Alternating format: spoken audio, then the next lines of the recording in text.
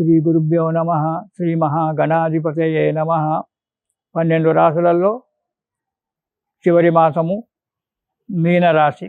ఈ రాశి వారికి ఈ నెలలో అన్ని రంగాలలో కూడా నష్టం రావడానికి, వృత్తి వ్యాపారంలో నష్టం రావడానికి ఆస్కారం ఉంది.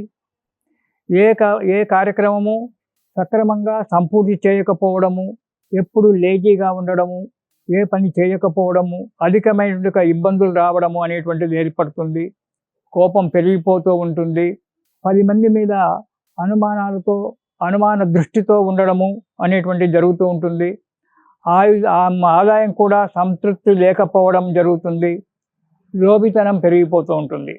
ప్రమాదాలు రావడము, దెబ్బలు తాకడము ఇలాంటివి కూడా జరగడానికి ఆస్కారం ఉంది. తగు జాగ్రత్త అవసరం.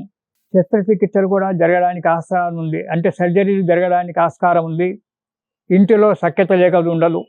ఎదుటివారు ఏది మాట్లాడినా అది మీకు తప్పుగానే ఉంటుంది. ఎదుటివారి యొక్క వ్యక్తిత్వం కూడా మీకు తప్పుగానే గోచరించడానికి ఆస్కారం ఉంది.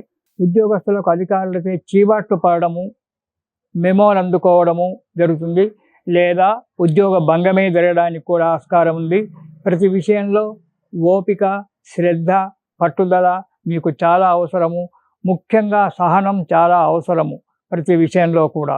ఇక మొదటి వారం కనుక చూసుకున్నట్టయితే సంఘంలో అపకీర్తి, 10 మందిలో ఎవరూ మెచ్చుకోకపోవడము, నీతో సరిగ్గా మాట్లాడకపోవడము, దానివల్ల మీకు మనశ్చాంచల్యం ఏర్పడము, కలహాలకు దారి తీయడము,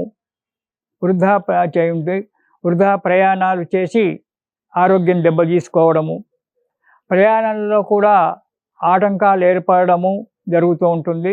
తగు జాగ్రత్త అవసరం.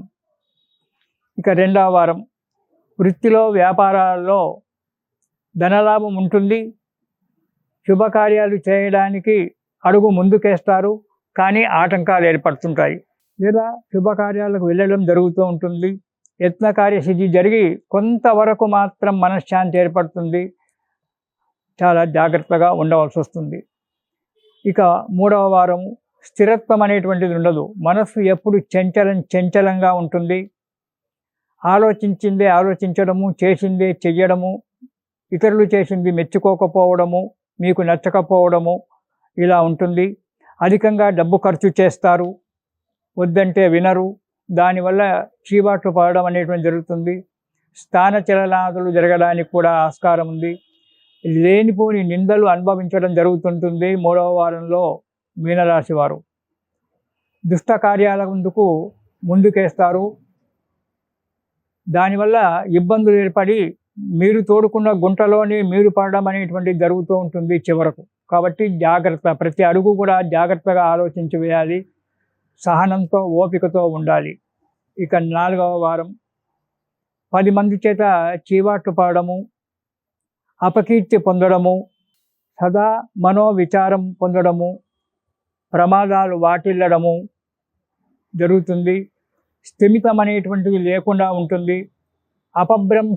అపభ్రంశమైన మాటల చేత ఎదుటి వారిని బాధపెట్టి వారి యొక్క బాధను మీరు సంతోషంగా స్వీకరించడం జరుగుతుంది. అంటే శాడిస్తుతనం అంటారు ఒక రకంగా. ఎదుటివారు బాధపడుతుంటే మనం ఆనందిస్తాం. అలా ఉంటుంది ఈ నెలలో మీ జీవితం. కాబట్టి ఈ అపభ్రంశాల మాటల చేత, కొన్ని అనుమానమైన వ్యక్తిత్వం చేత ఎదుటివారిని బాధపెట్టడం జరుగుతుంది. దానివల్ల మీరు ఆనందాన్ని పొందుతారు. అలాంటి విషయాల జోలికి వెళ్ళకండి. చాలా జాగ్రత్తగా ఉండండి. ఎందుకంటే లగ్న శని, రాహువు వీరు కుజుడు మంచిగా లేరు కాబట్టి దానివల్ల మీకు ఇబ్బందులు కలగడానికి ఆస్కారం ఉంటుంది. కాబట్టి చాలా జాగ్రత్తగా ఉండండి. జీవితాన్ని చేయండి. ఈ నెలలో మీకు ఈ దోషాల గురించి శని స్తోత్రము, శివ స్తోత్రము 2 పారాయణం చెయ్యండి. దాంతోపాటు ఈ శివుడికి తైలాభిషేకము, శనికి శివుడికి ఇద్దరికి కూడా తైలాభిషేకం చేయించుకోవడం మంచిది. ఆ తైలాభిషేకం చేయించుకోవడం వల్ల ఈ శని దోషం కొంతవరకు మీకు పరిహారమయ్యి ఇటు మానసిక చింతనలు తొలగిపోయి మనశ్శాంతి ఏర్పడి ఆరోగ్యంగా ఆయుష్యంగా ఉంటారు. ఇది శుభం. మళ్ళీ తిరిగి మార్చి నెలలో కలుసుకుందాము. తత్తి సర్వేషాం సమస్త సన్మంగళాని భవంతు.